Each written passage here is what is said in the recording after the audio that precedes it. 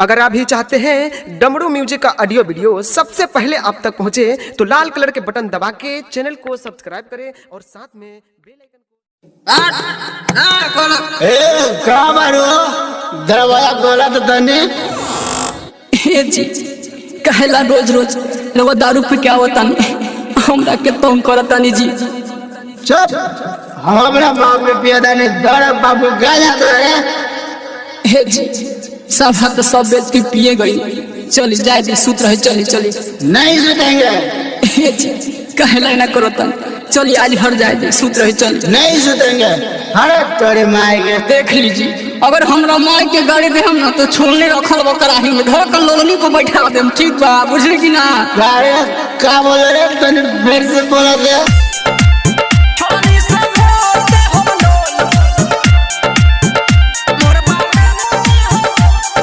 Music by Saurav Govind.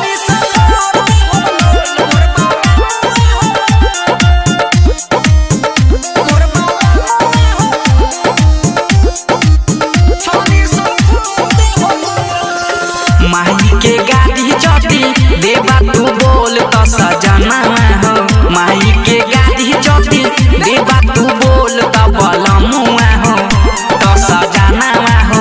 छोलनी से फोड़ दे हम लोल मोर बाला मुआ हो। छोलनी से फोड़ दे हम लोल। माही के गाड़ी चौथी देवा तू बोल तो बलमुआ हो तो सजना हो।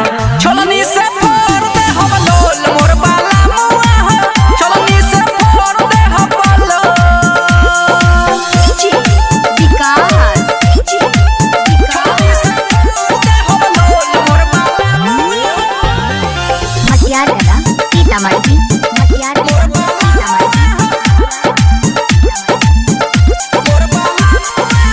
भोरे भोरे कुला करो तारा तू दारू से मानिला बात हमर न तमर बछारू से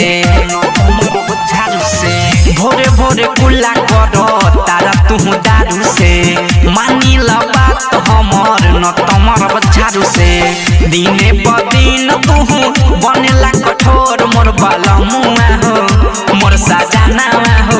छोलनी से फोड़ दे हम लोल मोर बाला मुआ हो। छोलनी से फोड़ दे हम लोल। छोलनी से फोड़ दे हम लोल।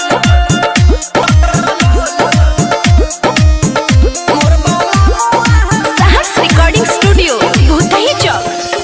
राजू रविंदर सैया कर तू शरम हो देहिया के पावर तोहर भइल बालरम हो।